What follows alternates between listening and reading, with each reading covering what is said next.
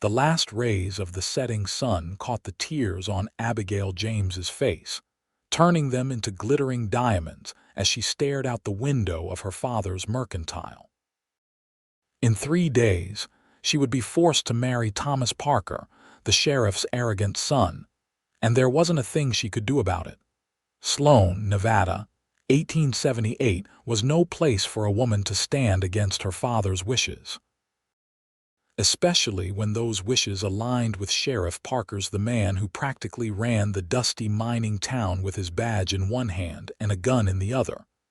"You can't hide up there forever, Abby," her father called from the bottom of the stairs. "Come down and help with inventory. Your sulking won't change a thing." Abigail wiped her eyes with the back of her hand and took a deep breath. At 22, she had hoped for more than becoming a political arrangement between her father and the town's most powerful man.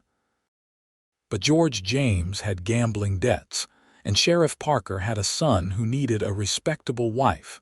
The bell above the mercantile door jingled, announcing a customer. Abigail peered down from her hiding spot at the top of the stairs and spotted a tall, broad-shouldered stranger entering the shop. Dust clung to his worn leather chaps and denim shirt, marking him as someone who'd ridden far. His dark brown hat was pulled low, obscuring his face, but something about his confident stride made her heart quicken. "Afternoon," her father greeted. "What can I help you with?" The stranger removed his hat, revealing tousled dark hair and a face weathered by sun and wind. "Name's Dawson Lockhart. Looking for supplies and maybe information."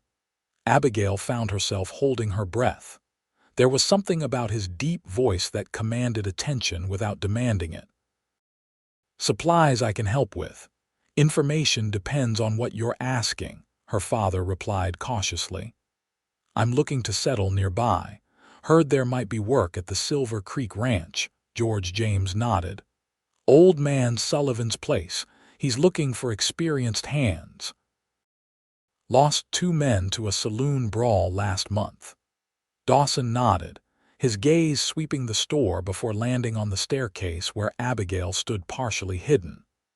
Their eyes met briefly, his a startling shade of blue against his tanned skin before she ducked back, embarrassed at being caught eavesdropping. "I'll need coffee, flour, beans, ammunition for a Winchester, and whatever you've got in the way of fresh fruit," Dawson said, returning his attention to her father. Abigail descended the stairs, deciding to face the world rather than hide. Her father could use the help, and she needed the distraction. "Abigail, gather the dry goods for Mr. Lockhart," her father instructed, his tone softening slightly now that she was cooperating. "Yes, father," she replied, keeping her eyes down as she moved behind the counter. As she collected the items, she felt Dawson's gaze following her. Not in the leering way Thomas Parker watched her, but with a curious intensity that made her cheeks warm. "New in town?" she asked, her voice barely above a whisper as she measured coffee beans. "Just arrived yesterday," he confirmed. "Seems like a interesting place." The way he hesitated made her look up. Their eyes met again, and this time she didn't look away. "It's like any frontier town," she said. "Some good people, some who think they're better than they are." "Abigail," her father warned. Dawson's lips curved slightly. "I appreciate honest assessments, madam. Makes it easier to know where I stand." "You'll stand wherever Sheriff Parker allows," George said quietly, glancing toward the door. "Best to remember that if you plan to stay." Dawson's expression didn't change, but Abigail noticed a slight tensing of his jaw. "I've found most men are equal when it comes down to it, badge or no badge." The boldness of his statement surprised her. Few questioned Sheriff Parker's authority in Sloan. "That'll be $2.35, her father said, clearly wanting to end the conversation. Dawson paid without comment, gathering his supplies into a saddlebag. As Abigail handed him the package of coffee, their fingers brushed. The contact sent an unexpected jolt through her that had nothing to do with the static electricity in the dry Nevada air. "Thank you, Miss James," she supplied. "Abigail James," he nodded once. "Miss James. Much obliged." As he turned to leave, the mercantile door swung open again, and Thomas Parker strode in, his deputy badge gleaming on his chest. At 26, the sheriff's son had inherited his father's stocky build and air of entitlement, but none of the elder Parker's shrewdness. "Well, what do we have here?" Thomas drawled, looking Dawson up and down. "Another drifter. Mr. Lockhart is headed to the Sullivan Ranch," George said quickly. "Just passing through town for supplies." Thomas smirked. "Sullivan, huh? Old man must be desperate if he's hiring whatever blows in with the dust." Abigail saw Dawson's hand tighten almost imperceptibly on the strap of his saddlebag, but his expression remained neutral. "I go where the work is," Dawson said evenly. "If you'll excuse me." Thomas shifted, deliberately blocking the doorway. "Not so fast. Sheriff likes to know who's coming and going through Sloan. What brings you to these parts, really?" "I believe I just answered that question," Dawson replied, his voice still calm but with an edge that made Abigail tense. "Thomas," she said, stepping forward. "Mr. Lockhart has paid for his goods. There's no reason to detain him." Thomas's eyes flicked to her, narrowing slightly. "Getting awful friendly with the customers, aren't you, Abby? Might want to remember who you're promised to." Shame and anger flooded her cheeks. "I'm simply stating facts. Not everyone who passes through town is a criminal." "Not everyone," Thomas agreed with a nasty smile.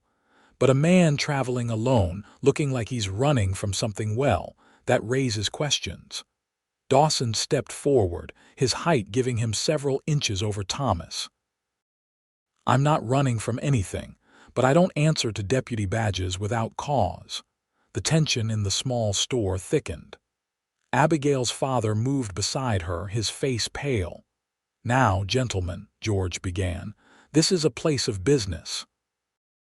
Thomas held Dawson's gaze for a long moment before stepping aside. "Sullivan's place is east of town, 3 miles past the creek. Try not to cause trouble on your way there." Dawson placed his hat back on his head, nodded respectfully to Abigail and her father, and walked past Thomas without another word. "That man's going to be trouble," Thomas said, watching through the window as Dawson mounted a handsome chestnut gelding. "I can smell it." "He seemed perfectly polite to me," Abigail said before she could stop herself. Thomas turned, his expression hardening. "I didn't ask your opinion, Abby. And speaking of things we need to discuss, my father expects you for dinner tomorrow night. Wear that blue dress he likes." The casual way he spoke of her, as if she were already his possession, made her stomach turn. "I'll have to check with my father. We're doing inventory." "Inventory can wait," George said quickly, shooting her a warning look. "Of course she'll be there, Thomas. Please tell your father we're honored by the invitation." Thomas smiled, satisfied. 7 o'clock. Don't be late." He tipped his hat and left, whistling as he crossed the street toward the sheriff's office. "Why must you antagonize him?" George demanded once Thomas was out of earshot. "Do you have any idea what's at stake? My entire future, perhaps?" Abigail shot back. "Forgive me for not being enthusiastic about being traded to settle your gambling debts." Her father flinched as if she'd struck him. "That's not fair, Abby. The marriage was your mother's wish to see you settled with a man of position before she passed." "Mother wanted me happy," Abigail corrected, her voice breaking. "Thomas Parker will never make me happy." George sighed heavily, suddenly looking every one of his 58 years. "Happiness is a luxury, child. Security is what matters in this world.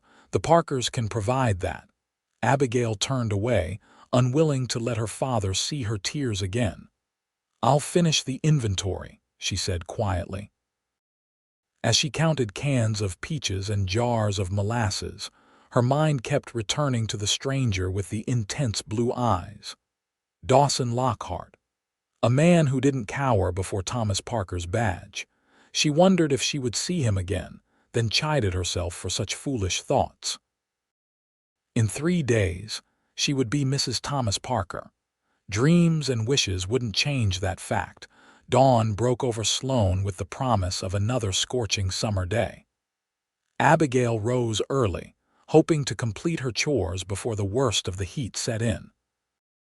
As she swept the boardwalk in front of the Mercantile, her gaze drifted toward the end of the street where the trail led to Silver Creek Ranch. "Good morning, Miss James." The deep voice startled her. Dawson Lockhart sat astride his chestnut gelding, looking fresher than he had the previous day. He'd shaved, and his dark hair was damp, as if recently washed. "Mr. Lockhart," she acknowledged, suddenly conscious of her plain work dress and loosely pinned hair. "Did you find Silver Creek Ranch?" He nodded. "Mr. Sullivan was kind enough to hire me on. Sent me into town for mail and a few more supplies." His eyes crinkled at the corners when he smiled. "Thought I'd stop by and see if your father carries leather working tools. Mine were stolen in Reno." "We do," she replied, gesturing toward the store. "Father's just opened up." Dawson dismounted in one fluid motion, tying his horse to the hitching post. As they entered the Mercantile, George James looked up from his ledger, his expression guarded. "Mr. Lockhart, back so soon?" "Sullivan hired him," Abigail explained, moving to the shelf where they kept leather working supplies. "He needs tools." Her father relaxed slightly. "Sullivan's a good judge of character. If he took you on, that's recommendation enough for me." Dawson seemed amused by this change in attitude. "Ranch is short-handed. I showed I could break a horse without breaking its spirit. That was enough for him." Abigail selected an awl, needles, and heavy thread. "Do you need a new punch or knife as well?" "Both, if you have them," Dawson confirmed. As she gathered the items, Abigail was acutely aware of his presence behind her, not imposing, just solid and certain, like a mountain in the distance. "Sullivan mentioned there's a wedding happening in town soon," Dawson said conversationally. "Said the whole town's invited." The leather punch slipped from Abigail's fingers, clattering to the floor. Dawson bent to retrieve it, handing it back with a quizzical look. "My daughter's wedding," George said proudly before Abigail could speak. "She's marrying Thomas Parker this Saturday, Sheriff Parker's son." "Is that so?" Dawson's gaze shifted to Abigail, something unreadable in his expression. "Congratulations." "Thank you," she managed, though the word felt like glass in her throat. "The Parkers are the most respected family in Sloane," George continued. "It's quite an honor," Dawson nodded thoughtfully. "I'm sure it is." His eyes never left Abigail's face. "The deputy seems dedicated to law enforcement." The careful choice of words made Abigail bite back a smile despite herself. "Thomas takes after his father," she said neutrally. "And yet I sense you're not entirely thrilled about the match," Dawson observed quietly, so only she could hear. Abigail's head snapped up, surprised by his perceptiveness. Before she could respond, the Mercantile door opened again and Sheriff Parker himself entered, his imposing frame filling the doorway. "James," he greeted, then his eyes narrowed at Dawson. "You're the drifter Thomas mentioned." "Sheriff," Dawson acknowledged with a respectful nod. "Dawson Lockhart, I'm working for Sullivan now."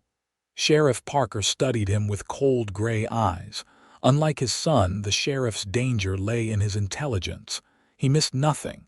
"Sullivan's a good man, pays his taxes on time." The sheriff moved further into the store. "I understand you had some words with my son yesterday." "Nothing serious," Dawson replied easily, "just getting acquainted." The sheriff hummed noncommittally, then turned to George. "I need to speak with you about the wedding arrangements, in private." "Of course," George said hastily. "Abigail, finish with Mr. Lockhart's purchase, then take inventory in the storeroom." Abigail nodded, watching as her father led Sheriff Parker to the small office at the back of the store. When they were gone, she quickly wrapped Dawson's tools in brown paper. "That'll be $1.15, she said, her voice barely audible. Dawson placed the coins on the counter. "How long have you been engaged to Deputy Parker?" The directness of the question surprised her. 6 weeks, she admitted. "It was arranged quickly." "And you had no say in the matter?" Abigail glanced toward the office door.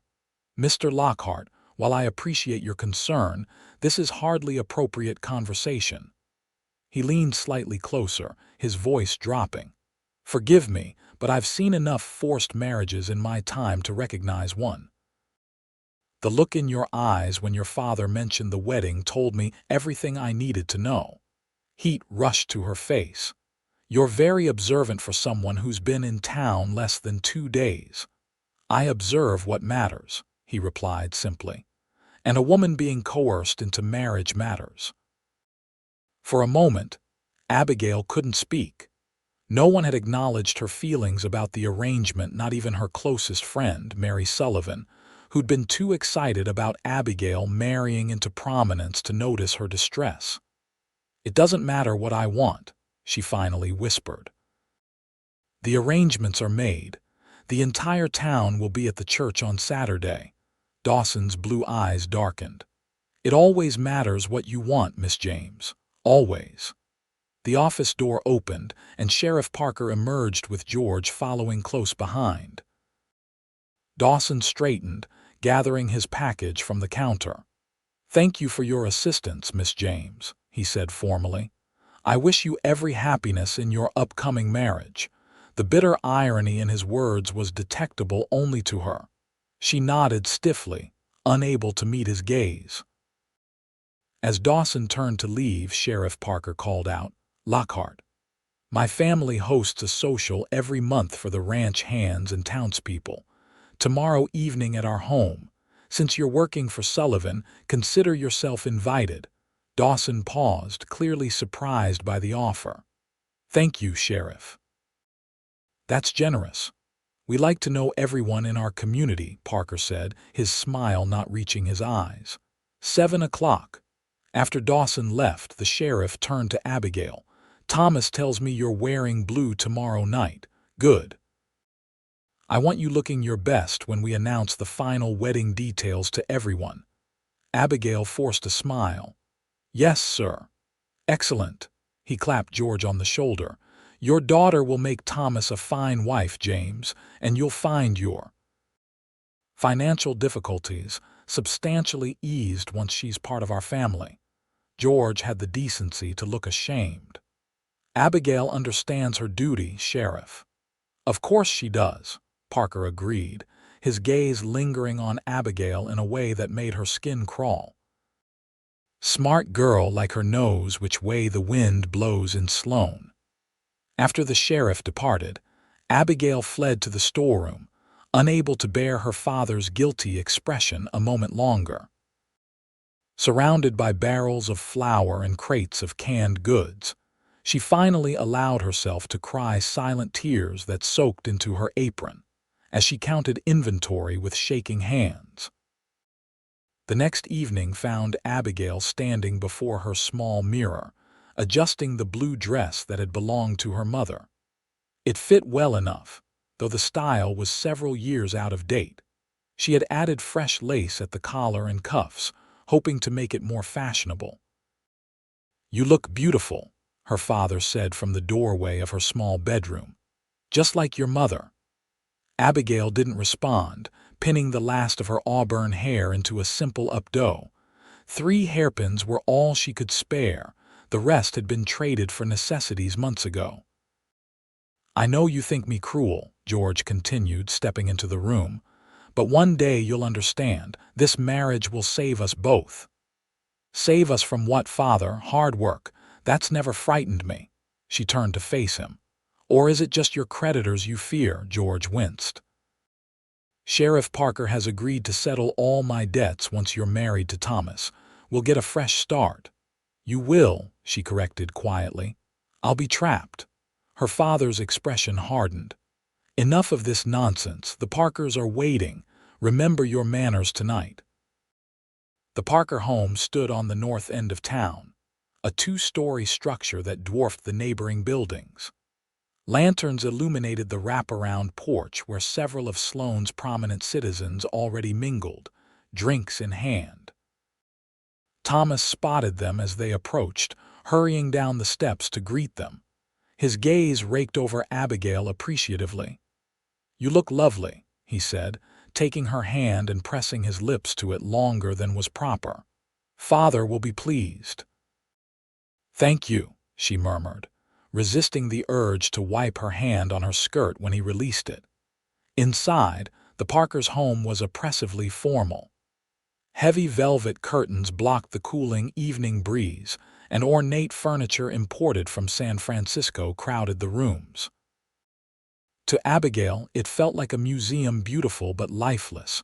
Sheriff Parker stood by the fireplace, holding court with the mayor and the bank manager. He nodded at their arrival, gesturing for Thomas to bring Abigail over. "Here she is," he announced, his booming voice cutting through the chatter. The future Mrs. Parker. Abigail managed a smile as congratulations echoed around her. Thomas kept a firm grip on her waist, his fingers digging into her side whenever she tried to step away. "Where can I get you a drink?" her father asked, clearly uncomfortable among the town's elite. "I'll see to Abigail's needs," Thomas replied dismissively. "Why don't you enjoy some whiskey with the men, James? Father wants to discuss the final arrangements with you."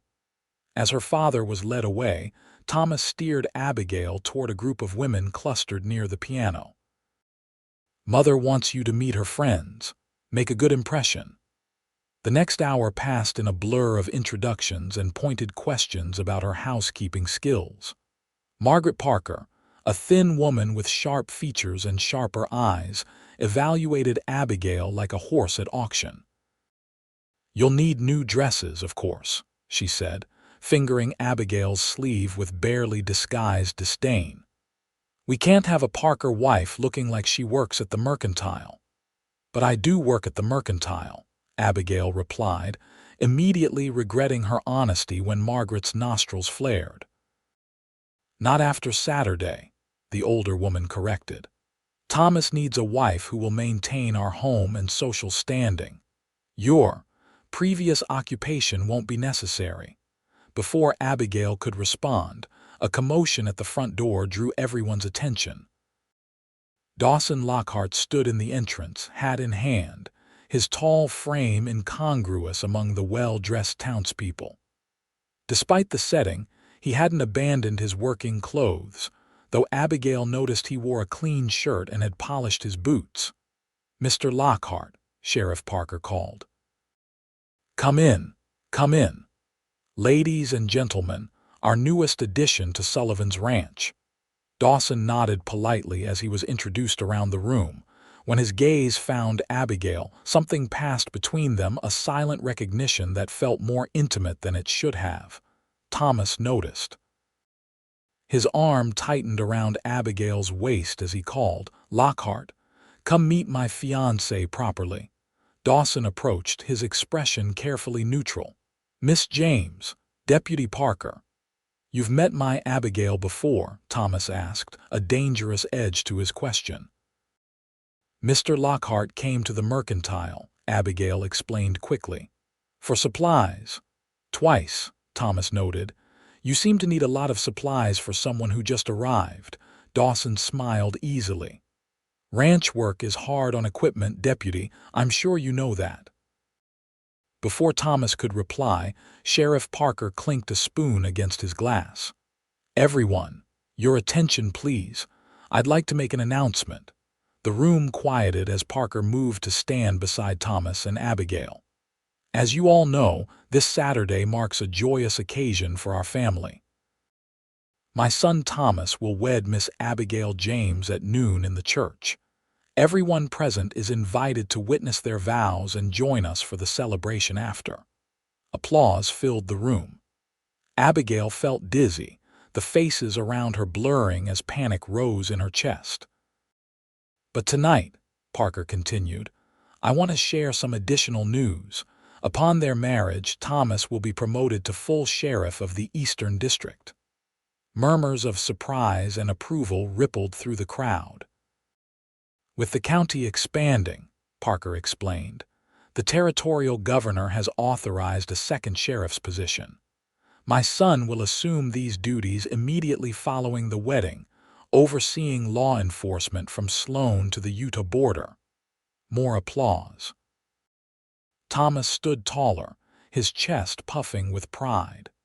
"This means," Parker added, "that the newlyweds will be relocating to Cedar Ridge immediately after the ceremony. The governor has already approved construction of a new sheriff's office and residence there." Abigail froze. Cedar Ridge was nearly 100 miles away, a remote outpost with barely a dozen buildings. She would be completely isolated, cut off from even the small freedoms Sloan afforded her. "Surprised?" Thomas whispered in her ear, misinterpreting her shock. "I wanted it to be a special announcement." She couldn't speak. The room seemed to tilt and sway around her. "If you'll excuse me," she managed. "I need some air."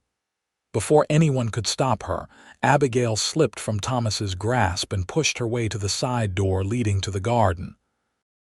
Outside, the cool night air filled her lungs, but did nothing to calm the terror gripping her heart. Cedar Ridge. She'd be entirely at Thomas's mercy, with no one to witness how he treated her behind closed doors. "Miss James." She whirled to find Dawson standing a few feet away, concern etched on his features.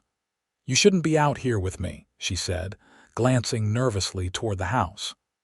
Thomas is busy accepting congratulations on his promotion," Dawson interrupted gently. "No one saw me follow you." Abigail wrapped her arms around herself, suddenly cold despite the mild evening. "Did you know about Cedar Ridge?" He shook his head. "No, from your reaction, I take it you didn't either." "They're sending me away," she whispered, her voice breaking. "Somewhere I won't be able to." She stopped herself, realizing how much she was revealing to a virtual stranger. Dawson stepped closer, his expression grave. "Won't be able to what, Miss James? Escape?" The blunt question shattered what remained of her composure. "Yes," she admitted, a sob catching in her throat. "I can't marry him, I can't." "Then don't." The simple statement hung in the air between them. Abigail stared at him in disbelief. "What choice do I have? My father's debts are not your burden to bear," Dawson said firmly. "Your life is not currency to be traded. You don't understand. In 3 days, a lot can happen in 3 days," he interrupted, his blue eyes intense in the moonlight. "If you truly want to avoid this marriage, I can help you." Hope flared briefly in her chest before reality doused it. "How?" "The entire town is watching. Thomas barely lets me out of his sight, and even if I could get away, where would I go? A woman alone has few options in this territory." "You wouldn't be alone," Dawson said quietly. The implication of his words hung between them. Abigail studied his face, searching for any sign of deception or ulterior motive. She found none, only a steady resolve that both frightened and fascinated her. "Why would you risk yourself for me? You barely know me." His expression softened. "I know enough. I know you're being forced into a marriage that terrifies you. I know you deserve better than being traded to settle a debt." He paused. "And I know that from the moment I saw you, I couldn't bear the thought of walking away without offering help." Before Abigail could respond, the garden door opened, spilling light onto the path. Thomas's silhouette appeared in the doorway. "Abby, are you out here?" Dawson stepped back quickly into the shadows of a large oak tree. Abigail moved toward the house, her heart pounding. "Yes, Thomas. Just getting some fresh air." Thomas frowned as she approached, his gaze sweeping the garden suspiciously. "Alone, of course," she lied, hating how easily the falsehood came to her lips. "Who else would be with me?" He seemed unconvinced but took her arm possessively. "Mother is asking for you. The ladies want to discuss wedding details." As he led her back inside, Abigail glanced over her shoulder. Dawson had vanished into the darkness, but his words remained, echoing in her mind. "If you truly want to avoid this marriage, I can help you." For the first time since the engagement was announced, Abigail allowed herself to consider the possibility of escape. Friday morning dawned bright and clear, the kind of perfect day that seemed to mock Abigail's inner turmoil. She moved through her chores mechanically, mind spinning with desperate plans and equally desperate fears. She hadn't seen Dawson since the Parkers' gathering 2 nights ago. Part of her wondered if his offer had been nothing more than kind words spoken in a moment of compassion, not a genuine promise of help. The rational part of her knew she should hope so. Any plan to avoid the wedding would likely end in disaster for everyone involved. "You're daydreaming again," her father chided as she misplaced a can of peaches on the coffee shelf. "Focus, Abigail. We need to close early today for the wedding rehearsal." The reminder sent a fresh wave of dread through her. "Yes, Father. The Reverend wants everyone there by 4 o'clock. Thomas will come by to escort us." Abigail nodded mutely, returning the peaches to their proper place. She'd spent the night wrestling with Dawson's offer, torn between the safety of compliance and the terrifying unknown of rebellion. The mercantile bell jingled and Mary Sullivan bustled in, her round face flushed with excitement. "Abby, just the bride I was looking for." Mary embraced her tightly. "Papa sent me to town for supplies, but I had to see you before tomorrow. Can you believe it's finally happening?" Abigail managed a smile for her childhood friend. "It feels unreal." "Of course it does. You're marrying the most eligible bachelor in the county and moving to a new town as the sheriff's wife." Mary squeezed her hands. "It's like something from a novel." If only Mary knew what kind of novel, not a romance, but a tragedy. "Did you need something from the store?" Abigail asked, desperate to change the subject. "Oh, yes. Papa needs nails and shotgun shells." And Mary lowered her voice conspiratorially. "Our new ranch hand asked me to deliver a message to you." Abigail's heart skipped. "Mr. Lockhart," Mary nodded, eyes sparkling with mischief. "He asked me to tell you that Silver Creek's best view is from Widow's Ridge, and that sometimes important decisions are best made with a clear perspective." She giggled. "Isn't that strange?" "I told him you wouldn't have time for sightseeing before the wedding, but he insisted I tell you exactly that." Widow's Ridge. The rocky outcropping overlooked the entire valley, including Silver Creek Ranch and the trail eastward. It was isolated but not difficult to reach, about an hour's ride from town. "Did he say anything else?" Abigail asked, trying to keep her voice casual. Mary shook her head. "Just that the view is most impressive at sunset. Men are odd about scenery, aren't they? As if you'd care about some ridge when you're getting married tomorrow." She squeezed Abigail's arm. "Speaking of which, are you nervous? About tomorrow night, I mean." The blush on Mary's cheeks made her meaning clear. Abigail felt ill at the thought of Thomas claiming his marital rights. "A bit," she admitted. "Mama says it gets better after the first time," Mary whispered. "And Thomas is so handsome, I'm sure he'll be gentle." Abigail doubted that very much, having seen how Thomas treated his horses and the saloon girls he thought no one knew about. But she nodded anyway, unwilling to share her true fears with even her closest friend. After Mary departed with her purchases, Abigail moved to the store window, staring at the distant hills where Widow's Ridge rose against the sky. A clear perspective. The message couldn't be more obvious. Dawson was offering her one last chance to escape. But could she take it? The consequences would be severe if they were caught. Sheriff Parker was not a man who forgave those who crossed him, and her father would bear the brunt of his fury if she disappeared. The afternoon dragged on, each tick of the clock bringing her closer to the rehearsal and to a decision she could no longer postpone. By 3 o'clock, she had swept the floor 3 times and reorganized the ribbon display twice, her nervous energy finding outlet in meaningless tasks. "Go upstairs and change," her father instructed as he locked the cash box. "Thomas will be here soon." Abigail climbed the stairs to their living quarters above the store. In her small bedroom, she changed into her second-best dress, saving her mother's blue one for tomorrow, and sat heavily on the edge of her bed. Outside her window, she could see the church at the end of the street, its white steeple gleaming in the afternoon sun. In less than 24 hours, she would walk down its aisle to marry a man she feared. Unless. Her gaze shifted to the hills again. Sunset would be around 7. If she went to the rehearsal now, she could find a way to slip away afterward, claiming a headache or nerves. She could borrow Sadie, the gentle mare they kept behind the store, and reach Widow's Ridge by dusk. But what then? Even if Dawson had a plan, leaving men abandoning her father to face Sheriff Parker's wrath alone, it meant becoming a woman with no home, no reputation, no security. The risks were enormous.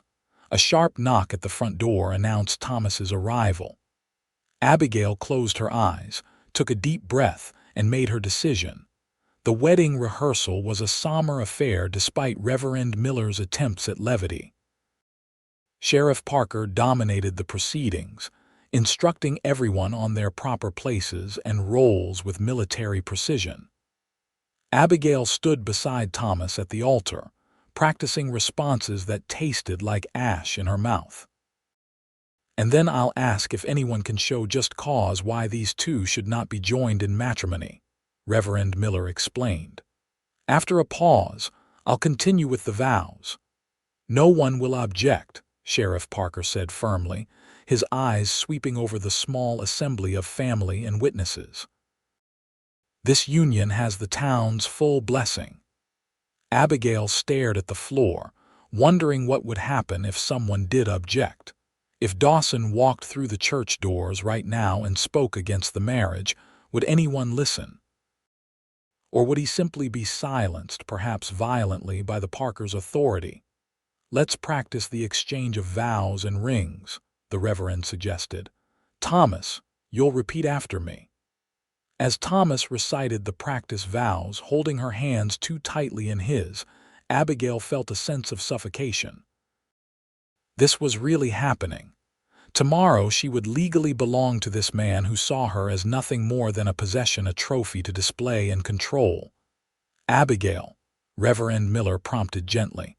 "Your response," she blinked, realizing everyone was waiting. "I'm sorry." "I'm feeling a bit lightheaded," Thomas frowned. "Pull yourself together, Abby. This is important." "Perhaps Miss James needs some air," the Reverend suggested kindly. "We've been at this for nearly an hour." "I'll take her outside," Thomas said, but Margaret Parker interrupted. "Nonsense. We need to practice the recessional. Mary, take Abigail out for a moment. The rest of us will continue." Mary quickly led Abigail to the church's side entrance. Once outside, Abigail gulped the fresh air gratefully. "Are you truly unwell?" Mary asked, concerned. "Just overwhelmed," Abigail replied, which wasn't entirely a lie. "Mary, would you mind fetching some water from the pump?" "Of course." Mary squeezed her hand sympathetically. "Don't worry, wedding nerves are normal, Mama says." As soon as Mary disappeared around the corner, Abigail lifted her skirts and ran. She didn't head toward the mercantile where they would surely look for her first, but to the livery stable on the edge of town. If she could borrow a horse there instead of taking Sadie, It might buy her more time before anyone realized her destination. The livery was deserted when she arrived, the owner likely at the saloon for his usual Friday card game. Abigail slipped inside, her eyes adjusting to the dim interior. She would leave money for the horse. She wasn't a thief, but she couldn't risk asking permission. "Hello," she called softly, making sure the stable was truly empty. No answer. She moved quickly to the stalls, finding a dappled gray mare that seemed calm and well kept. As she reached for a bridle hanging nearby, a voice behind her nearly stopped her heart. "I was wondering if you'd come." Abigail whirled around to find Dawson leaning against a post, arms crossed over his chest. "You scared me half to death," she gasped, one hand pressed to her racing heart. "I apologize," he said, pushing away from the post. "When Mary delivered my message, I wasn't sure you'd understand or if you'd act on it if you did." "I almost didn't," she admitted. "But then, at the rehearsal—" She shook her head, unable to articulate the suffocating finality she'd felt standing beside Thomas. Dawson nodded as if he understood anyway. "We don't have much time. They'll notice you're missing soon." "You have a plan?" she asked, hope and fear warring within her. "The beginnings of one," he confirmed. "But before I share it, I need to know you're certain. Once we leave, there's no turning back without serious consequences." Abigail hesitated, the enormity of what she was considering washing over her anew. "My father will face Sheriff Parker's anger," Dawson finished for her. "I won't lie to you about that. But consider this. If you marry Thomas tomorrow, will you ever know freedom again?" The blunt question struck her like a physical blow. "No," she whispered. "Especially not in Cedar Ridge." "Then the choice seems clear, if difficult." His blue eyes held hers steadily. "I can help you reach safety, but I can't make this decision for you." Abigail closed her eyes, weighing her options one final time. Marry Thomas and surrender her future to a man who would never truly value her. Or flee with a near stranger, risking everything on the chance of something better or at least something chosen. "I'll go with you," she said finally, opening her eyes. "But I need to leave a letter for my father. He deserves that much." Dawson nodded. "Make it quick. And don't specify where you're going." He handed her a small notepad and pencil from his pocket. "Use these." Abigail scribbled a hasty note, apologizing to her father and asking for forgiveness. She explained that she couldn't marry Thomas, not even to save him from his debts. She promised to write when she was settled somewhere safe. "I'll leave this at the Mercantile," she said, folding the note carefully. "They'll look for me there first anyway." "I'll saddle the horses while you do that," Dawson agreed. "Meet me behind the blacksmith's in 10 minutes. Wear this." He handed her his coat. "It'll help disguise you in case anyone's watching the street." Abigail slipped out of the livery, heart pounding as she hurried through back alleys toward the Mercantile. The town seemed eerily quiet, most residents either at home for supper or at the saloon. She prayed no one from the wedding rehearsal had returned to the store yet. The Mercantile was dark and locked, just as they'd left it. Abigail used her key to enter, placed her note on the counter where her father would find it, and then, in a moment of painful clarity, removed her mother's cameo necklace, her most precious possession, and placed it atop the note. A peace offering of sorts, and something to remember her by. Fighting back tears, she locked the store again and made her way to the blacksmith shop. True to his word, Dawson waited with 2 horses, not the gray mare she'd selected, but his own chestnut gelding and a sturdy bay he must have brought from Silver Creek Ranch. "Ready?" he asked as she approached. Abigail nodded, unable to trust her voice. Dawson helped her mount the bay, then swung up onto his own horse. "We'll take the North Trail out of town," he said quietly. "Less chance of being seen that way. Once we're clear, we'll circle back toward Widow's Ridge to throw off any immediate pursuit." "Where will we go after that?" Abigail asked, suddenly realizing she had no idea what his actual plan entailed beyond tonight. "East to Fort Bridger," Dawson replied. "I have a friend there who can help us. It's a 4-day ride if we push hard." 4 days on horseback through rugged territory. Abigail had never traveled more than 20 miles from Sloane in her entire life. The prospect was both terrifying and exhilarating. "Let's go," she said, gathering her courage. They rode in silence, keeping to the shadows until they reached the edge of town. As Sloane disappeared behind them, Abigail felt a curious mixture of grief and liberation wash over her. She was leaving behind everything familiar: her home, her father, her entire life. Yet with each hoofbeat carrying her further from Thomas Parker, a weight seemed to lift from her shoulders. "Are you all right?" Dawson asked as they turned onto a less traveled trail winding up into the foothills. "Yes," she replied, surprised to realize it was true. "Scared, but relieved," he nodded, understanding. Fear and relief often go hand in hand when you're making a necessary change. They rode steadily as the sun began its descent, painting the western sky in brilliant oranges and pinks. By the time they reached Widow's Ridge, twilight was falling. Dawson dismounted first, helping Abigail down with strong, steady hands. "Look," he said, gesturing toward the valley below. "This is what I wanted you to see," Abigail gasped softly.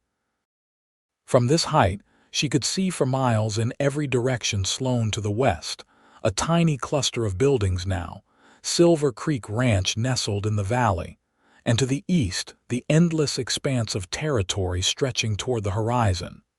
"It's beautiful," she breathed. "And vast," Dawson added. "Full of possibilities. That's what I wanted you to understand. The world doesn't end at the borders of Sloane, despite what the Parkers might want you to believe." Abigail turned to study him in the fading light. "Why are you helping me, truly? You're risking a lot for someone you barely know." Dawson was quiet for a moment, his gaze still on the horizon. "Let's just say I've seen what happens when good people are trapped by those with power." He looked at her then, his expression somber. "And perhaps I recognized something in you from the moment we met, a spirit too bright to be extinguished by a man like Thomas Parker." The sincerity in his voice made her chest tighten. "Thank you," she said simply, "for seeing that." A distant shout from the direction of town shattered the moment. They both turned, spotting several riders emerging from Sloane, lanterns bobbing in the gathering darkness. "They've discovered you're missing," Dawson said, urgency replacing the calm in his voice. "We need to move, now." Abigail felt a surge of panic.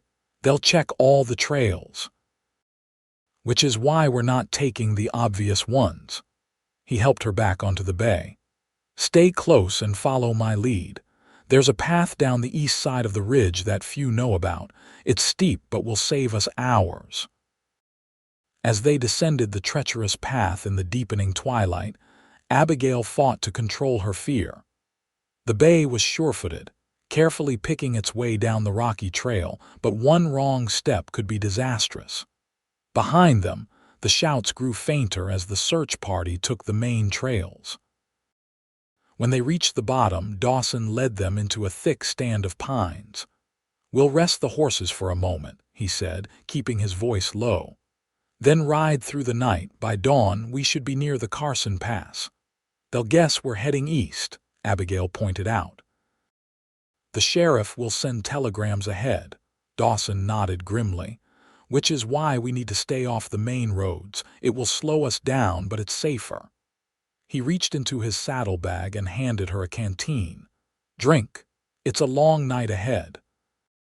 As Abigail sipped the cool water, the reality of what she'd done fully hit her. She was now a runaway bride, fleeing with a man she barely knew, pursued by the most powerful family in the county. If caught, she faced a forced marriage at best and at worst. She didn't want to think about what Sheriff Parker might do to make an example of her. "Second thoughts?" Dawson asked, reading her expression. "Wondering if I'm mad," she admitted. "Or incredibly brave." "Both, perhaps," he said with a slight smile. The bravest acts often look like madness to those who have never felt trapped. The distant whinny of a horse sent them both into alert silence. Dawson extinguished the small lantern he'd lit and moved closer to Abigail, placing a protective hand on her arm. "Riders," he whispered. "Coming fast from the west." They stood frozen, barely breathing as hoofbeats approached.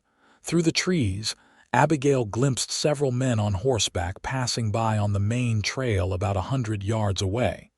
Thomas was among them, his voice carrying clearly on the night air. "Check the creek bed." She can't have gotten far on foot.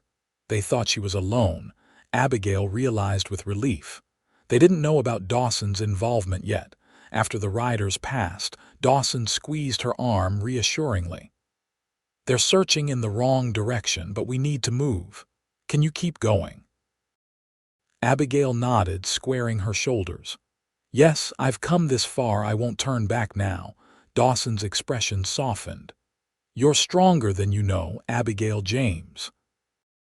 It was the first time he'd used her given name, and something about the way he said it with respect, and perhaps a touch of admiration, gave her courage. They mounted again and continued eastward, keeping to the shadows of the tree line. The night grew cold as they climbed higher into the foothills.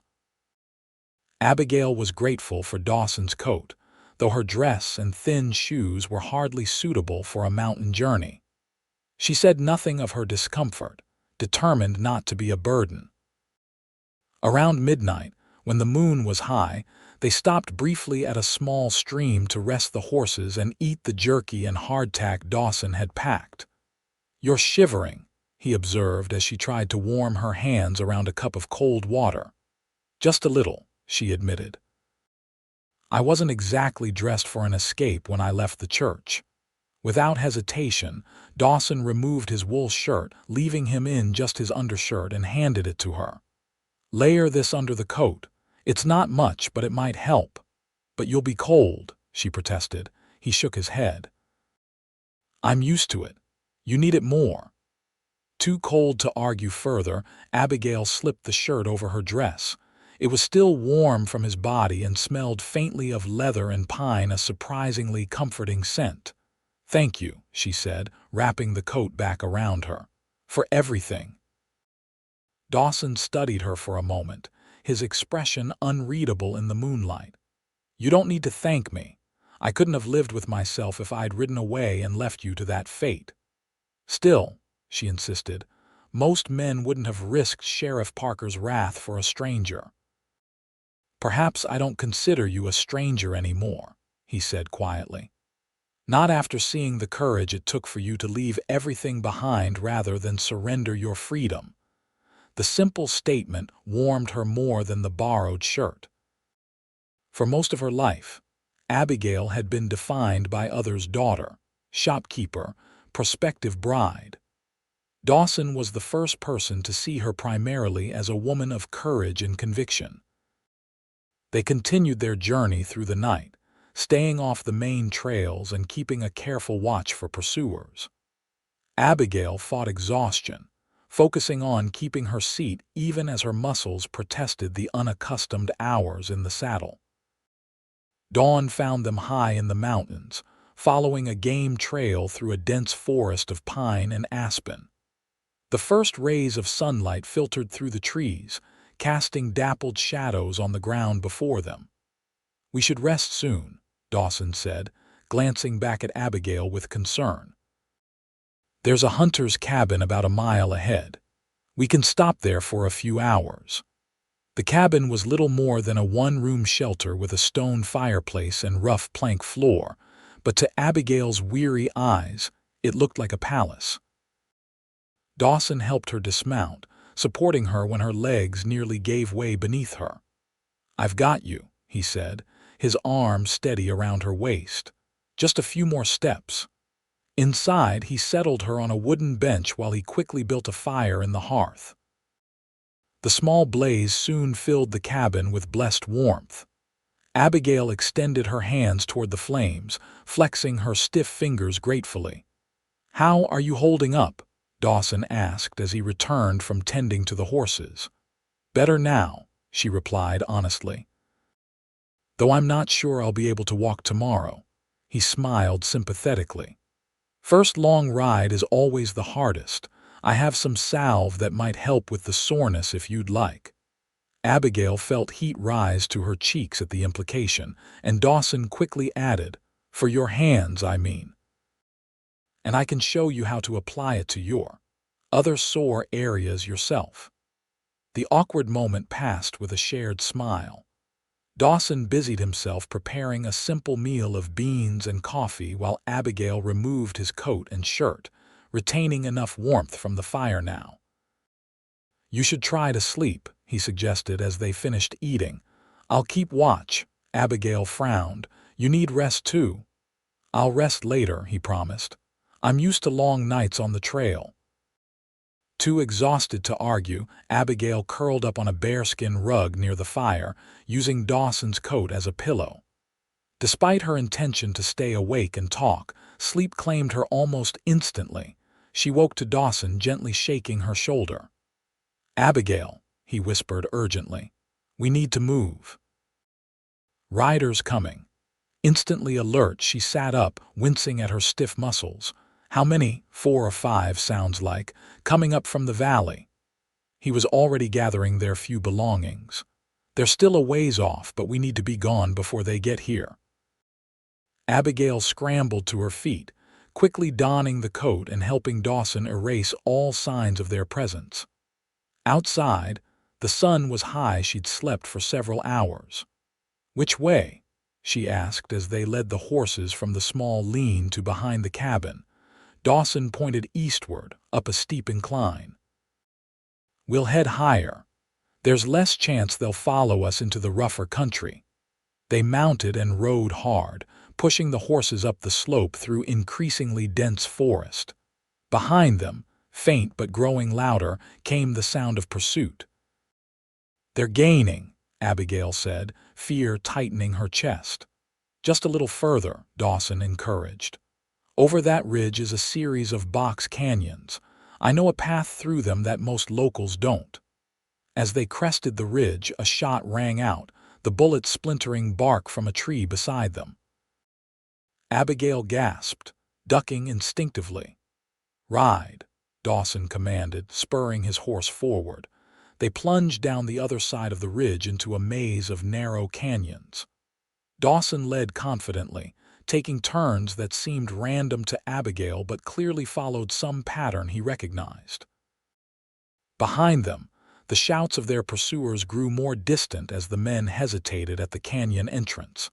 After several dizzying turns, Dawson pulled up in a small clearing concealed by overhanging rock. "We'll wait here," he said, dismounting and helping Abigail down. "They'll have to split up to search these canyons. That works in our favor." They stood in tense silence, listening as their pursuers entered the canyon system, voices echoing off the stone walls. Abigail could make out Thomas's angry commands and Sheriff Parker's deeper tones issuing directions. "You," Sheriff Parker's voice suddenly rang out clearly. "What are you doing out here?" Dawson and Abigail exchanged alarmed looks. Had they been discovered? "Hunting," came an unfamiliar reply. "Got me a buck yesterday. Heading back to my cabin now. You seen a young woman?" "Or a man on a chestnut horse?" Thomas demanded. A pause then. "Ain't seen nobody for 3 days. What's this about?" "None of your concern," Sheriff Parker snapped.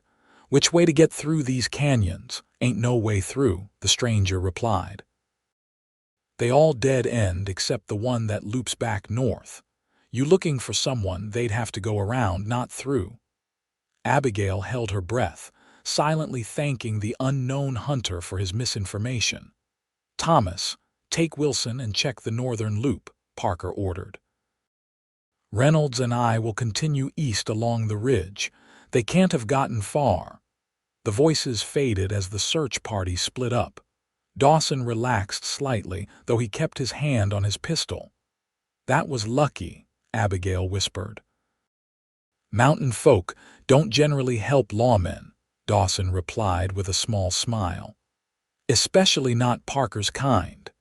They waited another hour to ensure their pursuers were truly gone before continuing. The path through the canyons eventually led them to a high meadow dotted with wildflowers and ringed by towering pines. "We'll rest here for a bit," Dawson decided, helping Abigail dismount. "The horses need it, and we're well hidden." Abigail sank gratefully onto a sun-warmed rock, stretching her aching legs.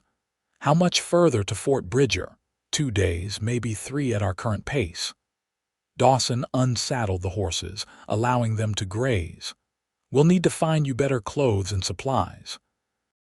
There's a trading post about half a day's ride from here. We can stop there tomorrow if it's safe." Abigail nodded, suddenly overwhelmed by the reality of her situation. She had nothing but the clothes on her back and whatever future she could build for herself far from everything familiar. "What happens after Fort Bridger?" she asked quietly. Dawson glanced at her, then sat on a neighboring rock. "That depends on you. My friend can provide temporary sanctuary, but eventually you'll need to decide where to go. Denver, perhaps, or all the way to St. Louis. Big enough cities that Parker's reach won't extend there. And you? Will you continue on your way once I'm safely delivered?" The question hung between them. Dawson looked away, his gaze fixed on the distant mountains. "If that's what you want," he said finally. "I assumed you'd prefer your independence once the immediate danger has passed." Abigail studied his profile, struck by how much had changed in the few days since he'd walked into her father's store. This man had risked everything to help her escape a loveless marriage, asking nothing in return. What did that reveal about his character? "I don't know what I want yet," she admitted. "Everything's happening so quickly." Dawson turned back to her, his blue eyes serious. "You don't need to decide now, one step at a time," she nodded, grateful for his understanding. They spent the afternoon resting in the meadow, taking turns keeping watch while the other slept. By evening, they were ready to continue, following a narrow trail that would eventually connect with the main road to Fort Bridger. As they made camp that night in a sheltered grove, Abigail found herself watching Dawson the confident way he built a small, smokeless fire, how he checked each horse methodically before settling them for the night, the gentleness with which he offered her the better portion of their meager meal. "Tell me about yourself," she said as they sat by the fire. "I've run away with you, yet I know almost nothing about you." Dawson smiled slightly. "Not much to tell. I was born in Missouri. My father was a farrier who taught me his trade. When he died, I headed west. Been working ranches from Texas to Montana ever since." "No family," a shadow crossed his face. "Not anymore. My mother died when I was young, had a sister but lost her to fever 6 years ago." "I'm sorry," Abigail said softly. "My mother passed 3 years ago." "It leaves a hole nothing seems to fill." Dawson nodded, understanding. "What about you? Beyond the mercantile, what's your story?" Abigail sighed. "Even less interesting than yours, I'm afraid. Born and raised in Sloan. Helped my father in the store since I was old enough to count inventory. Dreamed of seeing San Francisco someday, but never made it further than Carson City once for a wedding. And now you're on the run to Fort Bridger," Dawson observed with a gentle smile. "Life takes unexpected turns." "Indeed it does," she agreed, returning his smile. "Though I never imagined my adventure would begin quite like this." Their conversation continued late into the night, sharing stories and small confidences that gradually transformed them from allies of necessity to something closer to friends. When Abigail finally curled up in her blanket to sleep, She felt a curious peace despite their precarious situation. The next morning they set out before dawn, making good time along the mountain trails. By midday, they reached the trading post. Dawson had mentioned, a sturdy log building in a small clearing where several trails converged. "Wait here," Dawson said, helping Abigail dismount in the cover of the trees. "Let me make sure it's safe first."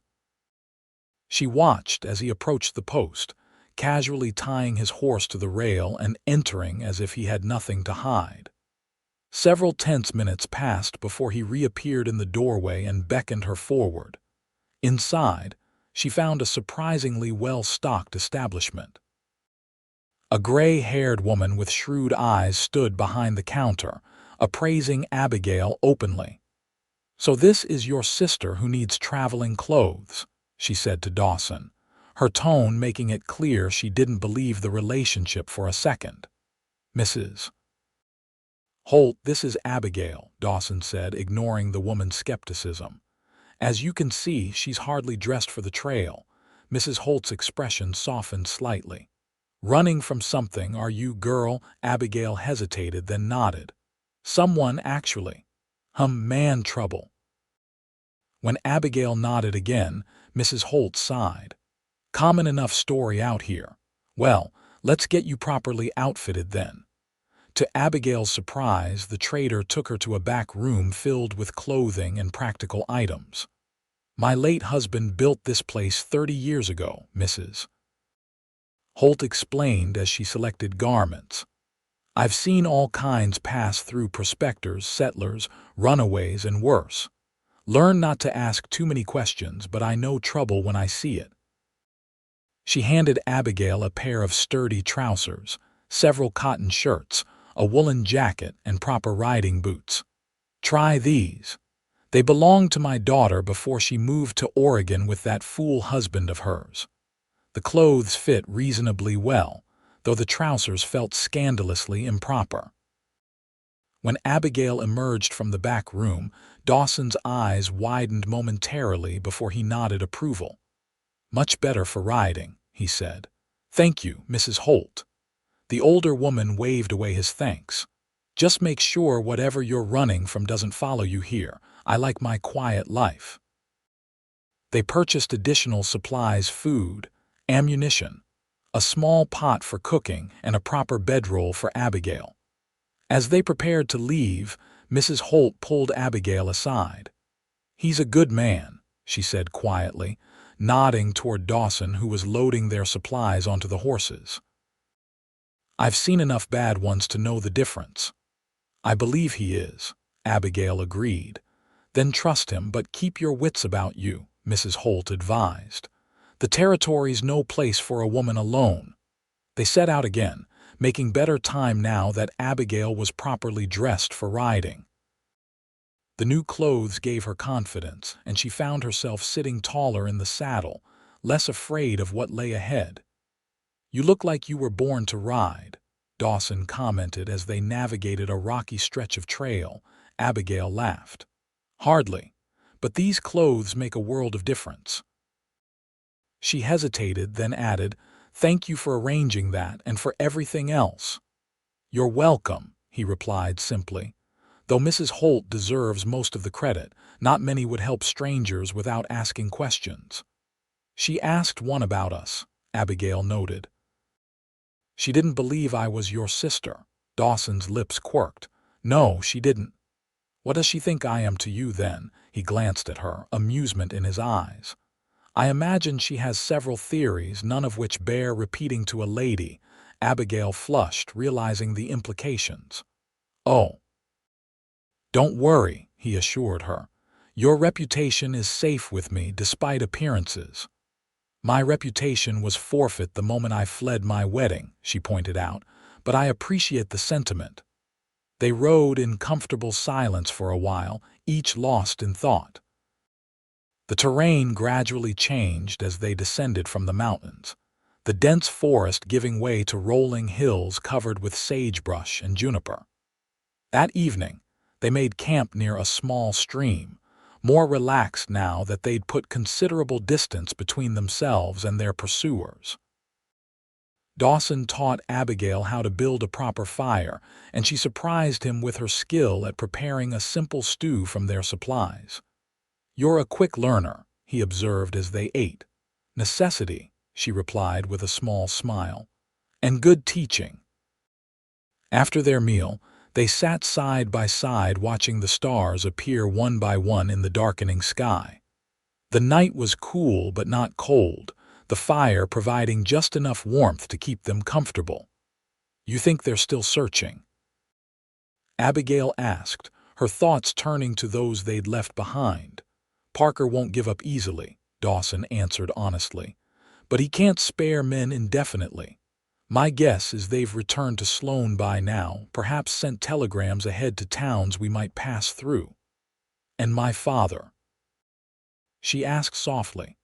"What do you think has happened to him?" Dawson considered this. "Parker will be angry, but your father is still useful to him. The mercantile serves the town. My guess is he's facing steep repayment terms for his debts, but otherwise unharmed." Abigail nodded, hoping he was right. The guilt of leaving her father to face the consequences of her actions weighed heavily on her conscience, despite her certainty that escaping Thomas had been necessary. "Once we reach Fort Bridger," Dawson said, "we can send a letter to let him know you're safe. It won't fix everything, but it might ease his mind." The thoughtfulness of the suggestion touched her. "Thank you. I'd like that." As the fire burned low, Abigail found herself growing drowsy, her head nodding despite her efforts to stay awake. Without comment, Dawson gently guided her to her bedroll. "Sleep," he said. "I'll take first watch." "Wake me for my turn," she insisted, even as her eyes grew heavy. "You need rest too." "I will," he promised, though something in his tone made her doubt he intended to keep that promise. The next 2 days passed without incident as they made steady progress toward Fort Bridger. Abigail grew more comfortable with riding and camping, taking pride in her increasing self-sufficiency.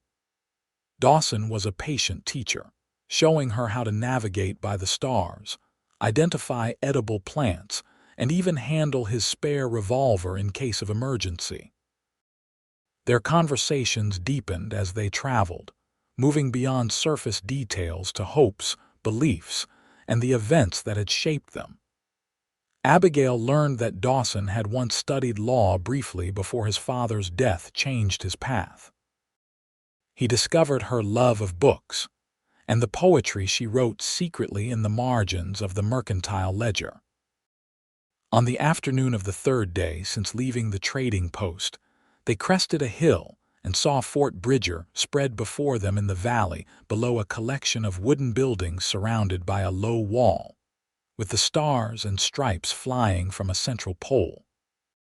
"We made it," Abigail breathed, a complex mixture of relief and uncertainty washing over her. Dawson nodded, studying the fort with a careful eye. "Let me go ahead first, make sure there's no trouble waiting. Parker could have telegraphed the commander. Will your friend be expecting us?" "Not exactly," Dawson admitted. "But Daniel Morgan and I served together briefly in the Nebraska Volunteers. He's the fort's sutler, now runs the civilian store. If anyone can help us, it's him."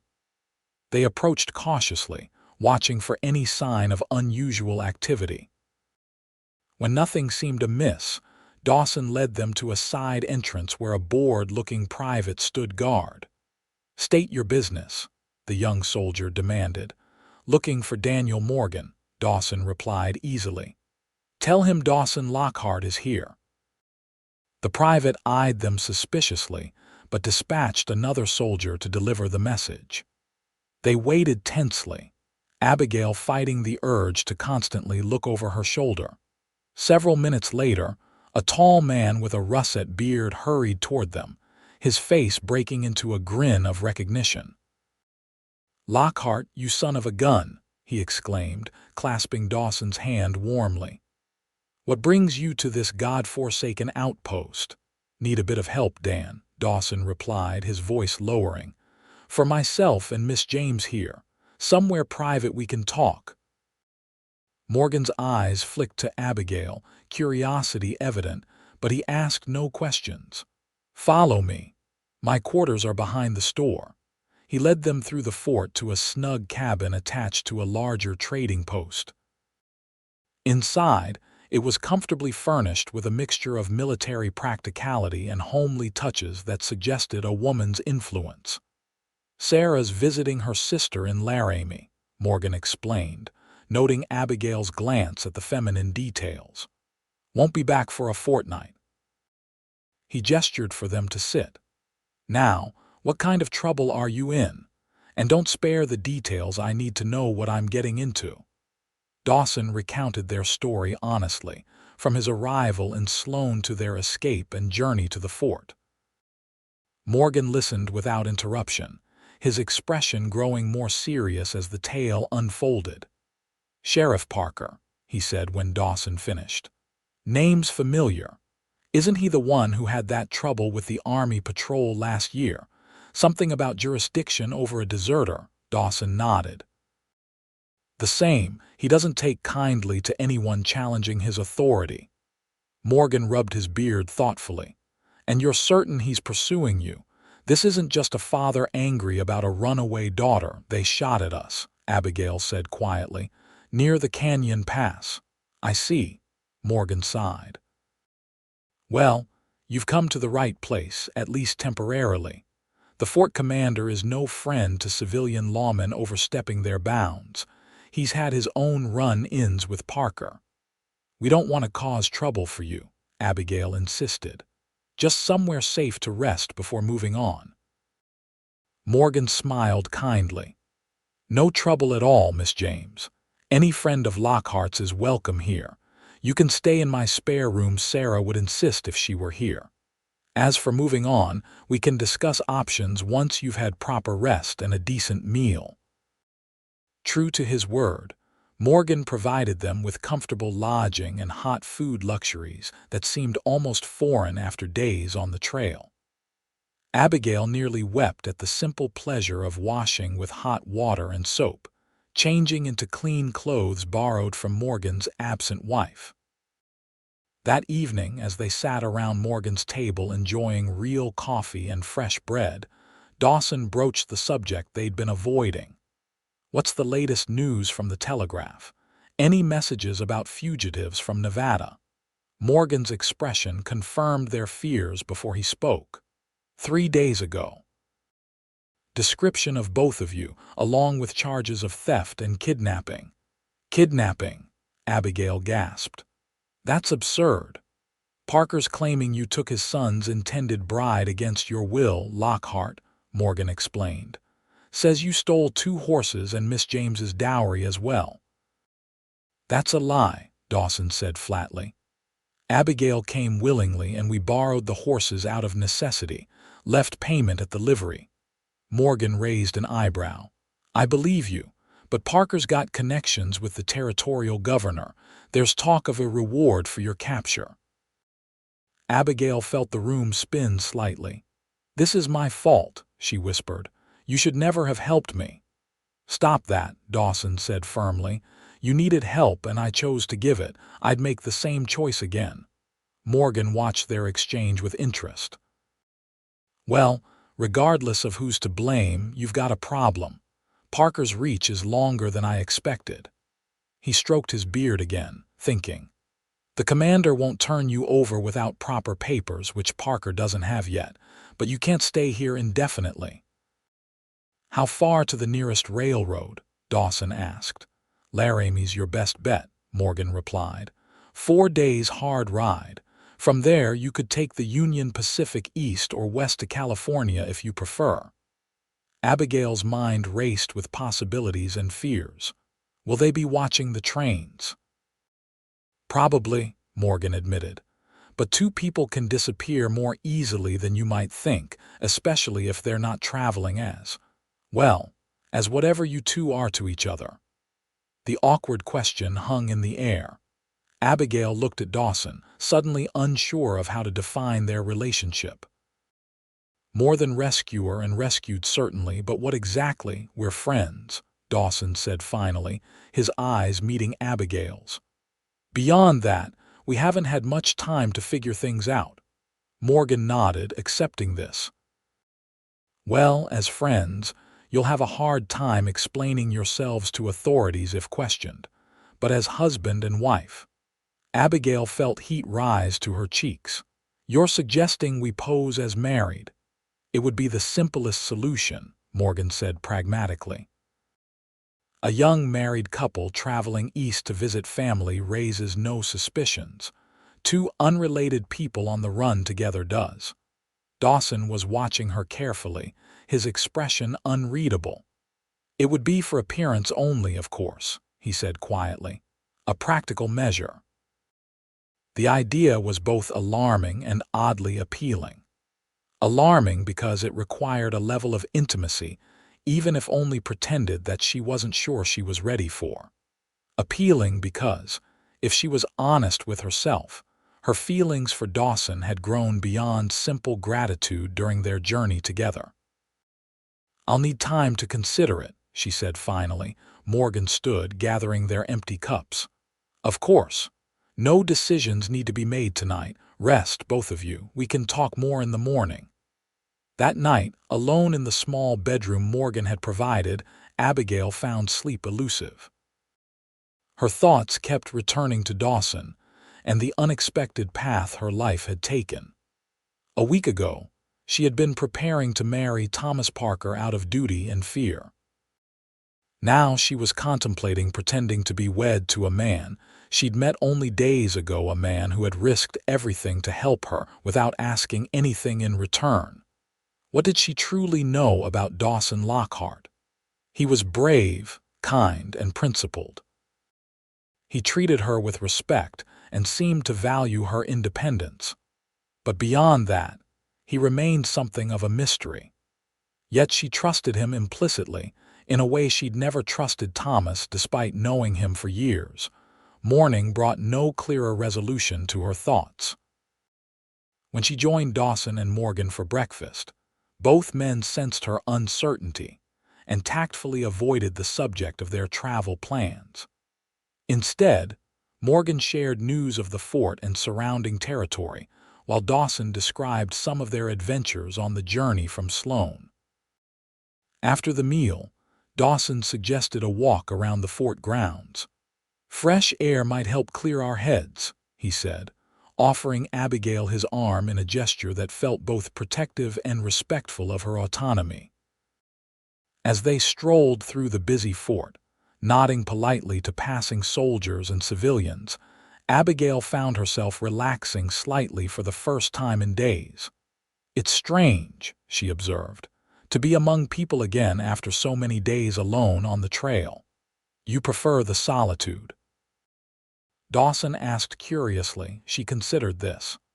I enjoyed aspects of it, the freedom, the beauty of the wilderness, but I missed connection, community. It's human nature, he agreed. We need both solitude and fellowship. They walked in comfortable silence for a while, eventually finding themselves near the fort's eastern wall, overlooking the valley beyond. Abigail leaned against the rough wooden barrier, gazing at the distant mountains. I never thought I'd see such places, she admitted. The world is so much vaster than I imagined in Sloan. Dawson smiled, something soft in his expression. There's much more to see if you've a mind to. Is that what you want? She asked, turning to face him directly. To keep moving, seeing new places. He considered her question seriously. For a long time, that's all I wanted. After losing my sister, staying in one place felt suffocating. The open road was easier than putting down roots only to lose them again. And now, his blue eyes held her steadily. Now I'm beginning to think there might be reasons worth staying somewhere. Or with someone. The implication made Abigail's heart beat faster. Dawson, about what Morgan suggested, we don't have to decide anything today, he interrupted gently. There are other options. We could travel separately to reduce the risk, or I could escort you to Denver or St. Louis, where you'd be safe, then go my own way." "Is that what you want?" she asked, surprised by how much the thought of separating disturbed her. "No," he admitted simply, "but I won't pressure you into an arrangement that makes you uncomfortable, even if it's only pretense."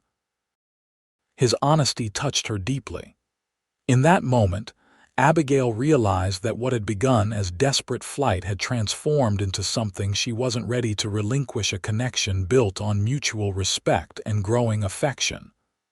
"I don't want to separate," she said firmly. "Whatever happens next, I'd prefer we face it together." Relief and something warmer flickered in Dawson's eyes. "Together, then."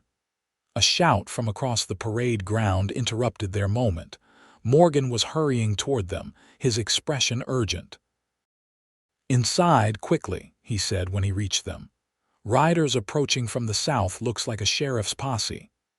Abigail's blood ran cold. "Parker?" "Can't tell yet," Morgan replied grimly. "But we're not taking chances. I've spoken to the commander. He'll stall them while we get you out the north gate." They hurried to Morgan's quarters, where they found their belongings already packed and ready. 2 fresh horses waited behind the sutler's store, saddled and provisioned. "The commander's sympathetic to your situation," Morgan explained as they quickly changed into traveling clothes. "He's had his own run-ins with Parker and doesn't recognize his authority here. But officially, he can't harbor fugitives once formal papers are presented." "And you think that's what this posse is bringing? Official papers?" Dawson asked, checking his weapons. Morgan nodded grimly. "Most likely. Parker wouldn't come himself without proper authorization. He's too smart for that." "Then we need to leave immediately," Abigail said, her fear giving way to determination. "Where should we go?" "North to the Sweetwater, then east," Morgan advised, handing them a rough map. "Follow this trail. It's harder going but less traveled, should put you well ahead of any pursuit." Dawson clasped his friend's hand. "We owe you more than we can repay, Dan." "Just don't get caught," Morgan replied with a wry smile. "I'd hate to have to explain to Sarah why I'm helping fugitives." They mounted quickly, following a young Corporal Morgan had enlisted to guide them to the north gate. As they passed through, Abigail caught a glimpse of riders entering the fort from the south, a group of men led by a figure whose stocky build reminded her unmistakably of Sheriff Parker. "Ride hard," the corporal advised as he left them. "Don't stop until you reach the river. Good luck to you both." They spurred their horses northward, fear lending them speed. Only when the fort had disappeared behind the rolling hills did Abigail allow herself to breathe more easily. "That was close," she said, her voice shaking slightly. "Too close." Dawson nodded grimly. "We need to make a decision, Abigail. If we're caught on the trail like this, Parker has every reason to separate us.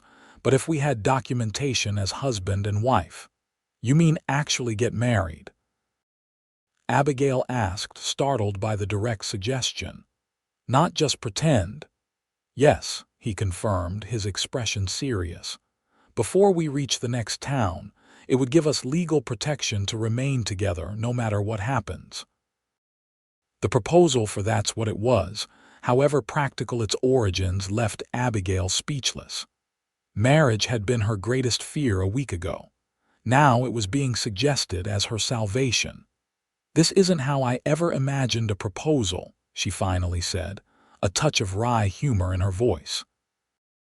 Dawson's expression softened. "It's not how I imagined offering one either. You deserve romance and courtship, not a hasty ceremony born of necessity." "And yet," Abigail said thoughtfully, "there's something honest about it.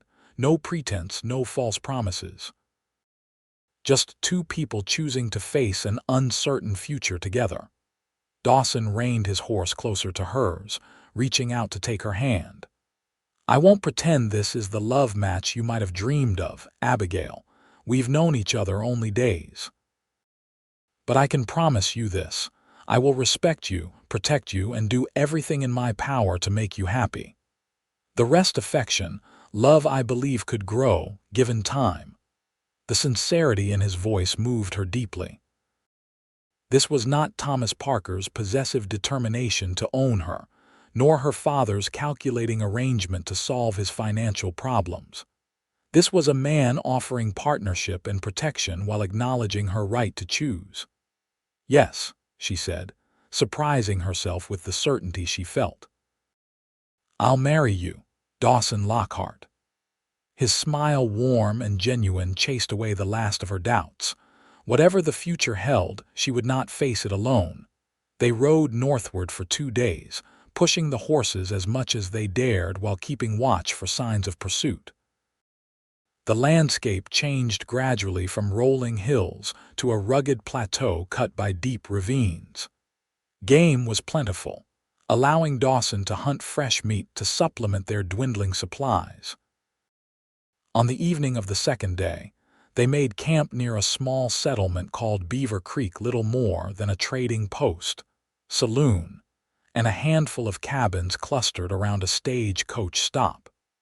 To their relief, the place was remote enough that news of fugitives from Nevada hadn't reached it yet. There's a circuit preacher stopping here tonight, Dawson reported after reconnoitering the settlement.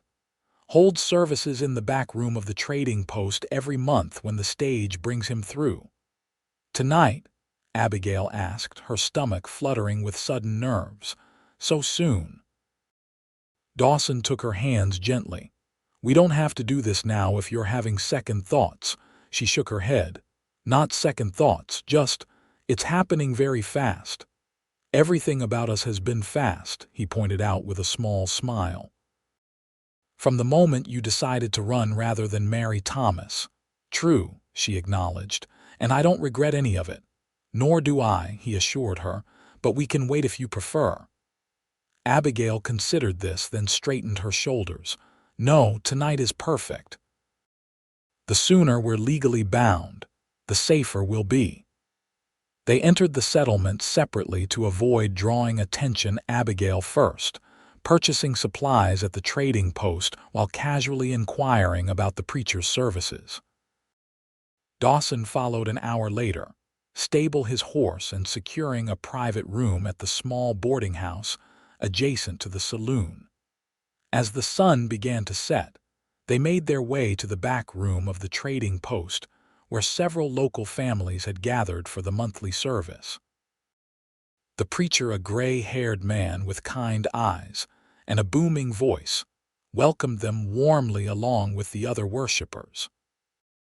The service was simple but heartfelt, focusing on faith and perseverance in difficult times, words that resonated deeply with Abigail as she sat beside Dawson, their shoulders nearly touching in the crowded room.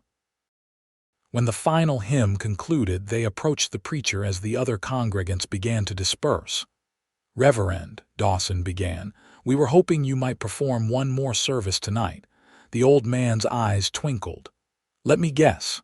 A wedding? Abigail blushed despite herself. Yes, sir. If you're not too tired from your journey. My dear, uniting two souls in matrimony is never a burden, the preacher assured her. Though I don't believe I've seen either of you in my congregation before. We're travelers, Dawson explained, heading east to start a new life together. The preacher studied them thoughtfully. And you wish to begin that journey properly wed before God. I commend your intentions. He asked a few more questions, their full names, where they were from, whether they understood the seriousness of the vows they were about to take. Satisfied with their answers, he agreed to perform the ceremony immediately. Word spread quickly through the small settlement, and to Abigail's surprise, several of the local women hurried to help her prepare. One offered a clean white blouse to replace her travel-worn shirt. Another presented a small bouquet of wildflowers hastily gathered from behind the trading post. Can't have a bride without flowers, the woman insisted, tucking a blossom into Abigail's hair as well. The impromptu wedding party gathered again in the back room of the trading post. Someone had cleared away the benches, leaving a small open space before the preacher's makeshift pulpit. A pair of oil lamps cast a warm, golden glow over the proceedings. As Abigail entered on the arm of the trading post's elderly proprietor who had gallantly offered to give her away, she found Dawson waiting for her, freshly shaven and wearing a clean shirt borrowed from the stagecoach driver. His expression as he watched her approach made her heart skip a mixture of admiration, tenderness, and something deeper she wasn't yet ready to name. The ceremony was brief but meaningful. The preacher spoke of commitment and partnership, of facing life's challenges together with faith and courage. When it came time for the vows, Dawson's voice was steady and sure as he promised to cherish and protect her all the days of his life. Abigail's own voice trembled slightly as she repeated the traditional words, their significance striking her anew. This was no forced arrangement or business transaction. It was her choice to bind her life to this man who had shown her the meaning of freedom even as they fled across the wilderness. "The rings," the preacher prompted. Dawson reached into his pocket and produced a simple silver band that Abigail recognized as the one he usually wore on his little finger. "It was my father's," he explained quietly. "I'd be honored if you'd wear it." Touched beyond words, Abigail nodded. The ring was too large for her finger, but one of the local women quickly provided a length of ribbon to thread through it so Abigail could wear it around her neck until a proper sizing could be done. "By the authority vested in me by God and the territory of Wyoming, I now pronounce you husband and wife," the preacher declared.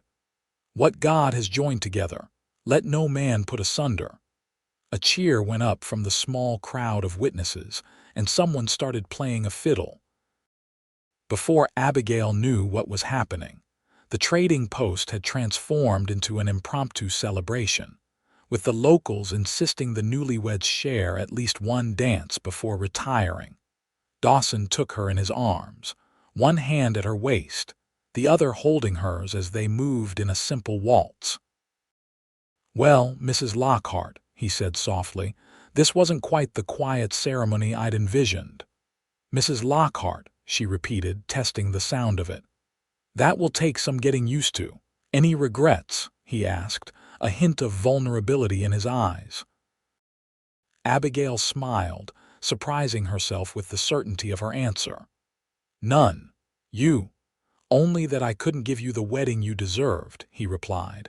"Something beautiful and planned with friends and family present." "This was perfect," she assured him, glancing around at the smiling faces of the strangers who had become their wedding guests. "More meaningful than the elaborate spectacle Thomas's family was planning." The celebration continued for another hour before Dawson and Abigail made their excuses, thanking everyone for their kindness. The preacher provided them with a handwritten marriage certificate, promising to record it officially when he returned to his home parish. As they walked to the boarding house, Abigail was acutely aware of Dawson beside her now her husband in the eyes of God and the law. The realization brought both comfort and a flutter of nervous anticipation. Inside their small room, an awkward silence fell between them. Dawson cleared his throat, gesturing to the narrow bed. "You should take it. I'll make do on the floor." Abigail's eyebrows rose. "That seems unnecessary. We're married now." "In name and law," he acknowledged carefully. "But I promised you respect, Abigail. That includes not assuming certain rights until you're ready." His consideration touched her deeply. Most men, certainly Thomas Parker, would have claimed their marital privileges without hesitation. Dawson was offering her time, allowing feelings to develop naturally rather than forcing intimacy. "Thank you," she said softly. "Not forever, though, just until we know each other better." He smiled, relief evident in his expression. As long as you need. They settled for the night, Abigail in the bed, Dawson on a pallet of blankets on the floor beside her. As she drifted toward sleep, Abigail found herself thinking that this strange, rushed marriage already felt more right than her planned union with Thomas ever had. The next morning brought both the normalcy of continuing their journey and the strange newness of traveling as husband and wife. They left Beaver Creek early, the well wishes of the locals following them as they rode eastward toward the Sweetwater River. "You think Parker will track us this far north?" Abigail asked as they put miles between themselves and the settlement. "It's possible," Dawson admitted. "But less likely now. He'd have to split his men to cover all the possible routes, and he can't spare that many for long. And now that we're legally married, it complicates his claim considerably," Dawson explained. "He can still pursue charges of horse theft, though we left payment, but kidnapping becomes much harder to prove when the supposed victim is willingly traveling with her husband." The word husband still felt strange on her tongue, but Abigail found she liked the sound of it.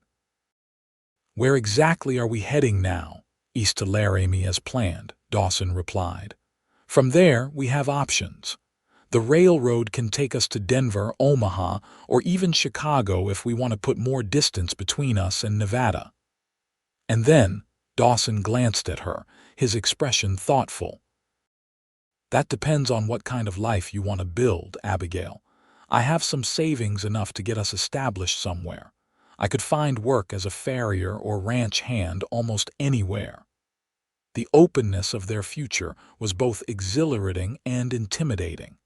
Abigail had never had so many choices before. "I'd like to be near a town," she said tentatively. "Not isolated like Cedar Ridge would have been, somewhere I could perhaps teach or work in a shop." Dawson nodded encouragingly. "Denver might suit us then. It's growing quickly with opportunities for both of us." "Us," she repeated, still growing accustomed to thinking of herself as part of a pair. "Yes, I think I'd like that." They continued eastward, the rhythm of travel now familiar and almost comfortable. Each night they made camp together, their routine more efficient as they learned to anticipate each other's needs and movements. Though they still maintained physical boundaries, a new ease developed between them, small touches, shared smiles, and deepening conversations that gradually transformed their marriage of convenience into something more genuine. 4 days after leaving Beaver Creek, they reached the outskirts of Laramie. The growing railroad town bustled with activity, freight wagons rumbling down the streets, cowboys fresh from the trail spending their pay in saloons, and merchants hawking goods to the steady stream of travelers. "We should be cautious," Dawson advised as they approached. "Find lodging away from the main street where we'll attract less attention." They secured a small room at a boarding house run by a widow named Mrs.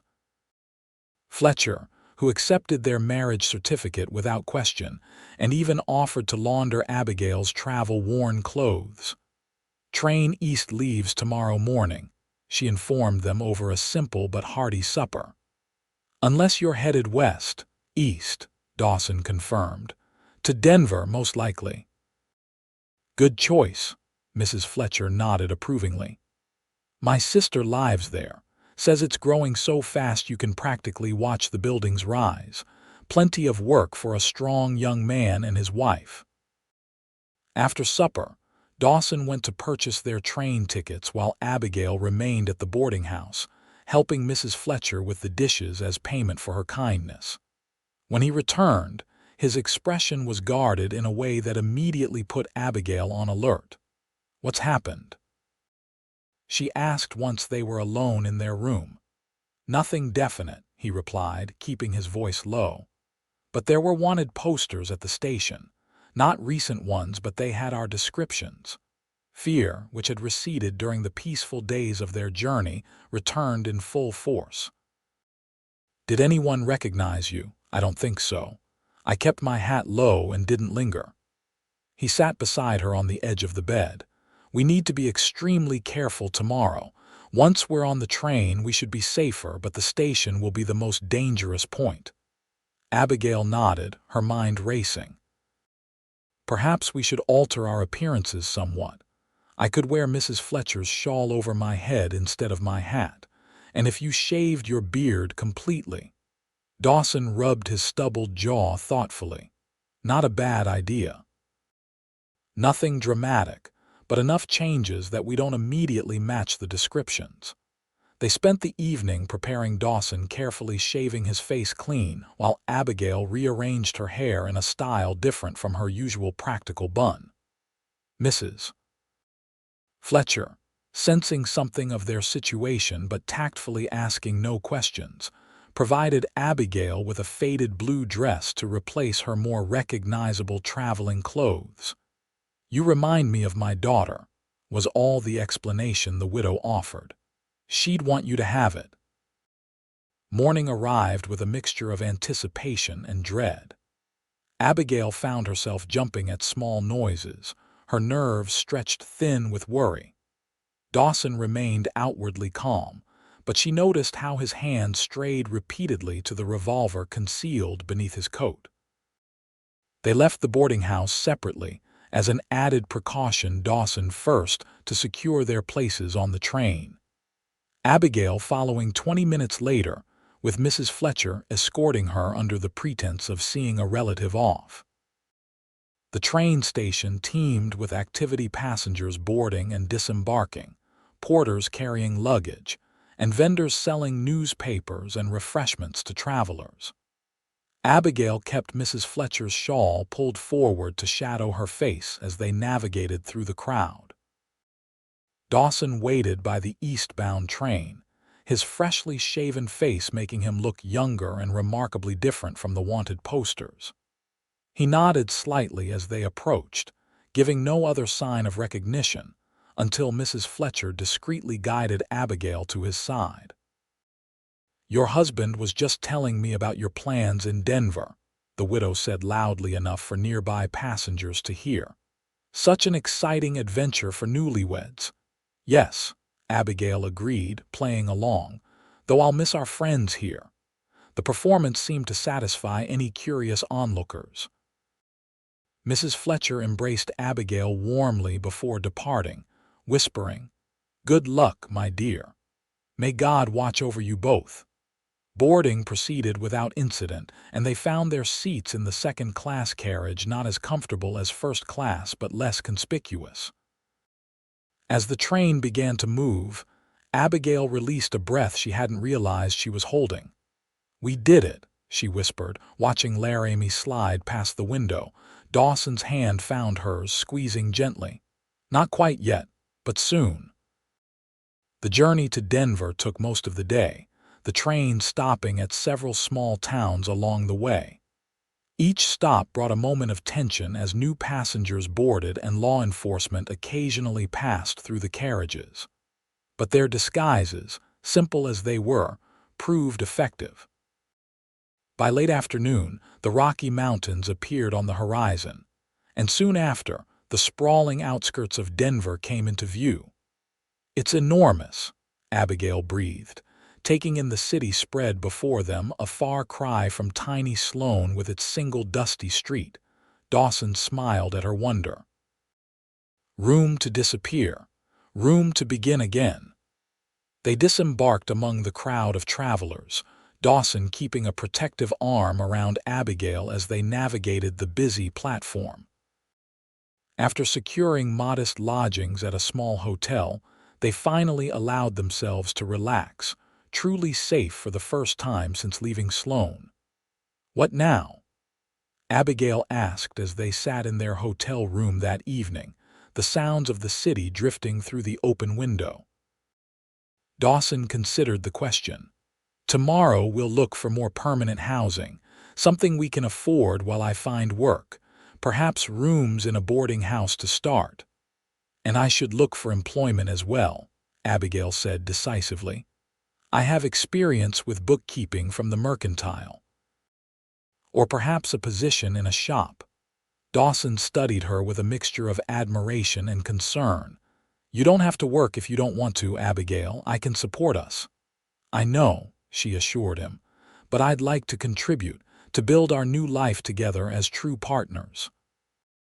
She hesitated, then added softly, "That's what marriage should be, isn't it? Partnership." His expression softened. "Yes, it should be." In that moment, something shifted between them, an acknowledgement that what had begun as an arrangement of necessity had become something they both genuinely wanted to nurture. The following weeks passed in a blur of activity as they established themselves in Denver. Dawson found work at a large livery stable where his skills with horses and as a farrier were highly valued. Abigail, to her delight, secured a position at a small bookshop owned by an elderly couple who appreciated her knowledge of literature and meticulous attention to detail. They rented 2 small rooms above a bakery, modest accommodations but clean and private, with the added benefit of delicious smells wafting up each morning. Gradually, they transformed the space into a home, purchasing second-hand furniture and small touches that reflected their shared tastes.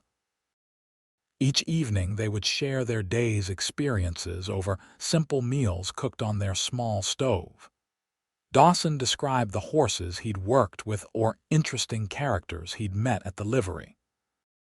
Abigail told him about the books that had arrived at the shop or conversations with customers who shared her love of reading. These quiet domestic moments became precious to Abigail, a world away from the tense, formal dinners she would have endured as Thomas Parker's wife. With Dawson, she could speak her mind freely, laugh without restraint, and simply be herself without fear of criticism.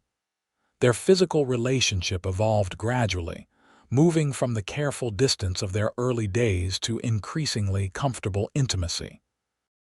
The first time Dawson kissed her, really kissed her, not the brief, ceremonial touch of lips at their wedding, came after a particularly lovely evening when they'd attended a small music recital in the park. Walking home under a canopy of stars, Abigail had expressed her joy at the simple freedom to enjoy such pleasures without fear or constraint. Dawson had stopped in the middle of the quiet street, turned to her with an expression of such tenderness that it caught her breath, and slowly, giving her every opportunity to pull away, lowered his lips to hers. The kiss was gentle at first, then deeper as Abigail responded with a passion that surprised them both. When they finally broke apart, Dawson's eyes held a question that Abigail answered by taking his hand and leading him home with purpose in her steps. That night, their marriage was consummated with a sweetness and consideration that erased any lingering fears Abigail might have harbored. Dawson proved as attentive and gentle in intimacy as he was in all other aspects of their life together, putting her comfort and pleasure before his own in a way that made her feel cherished rather than merely possessed. Afterward, lying in his arms as moonlight filtered through the thin curtains of their bedroom, Abigail realized with perfect clarity that she had fallen in love with her husband.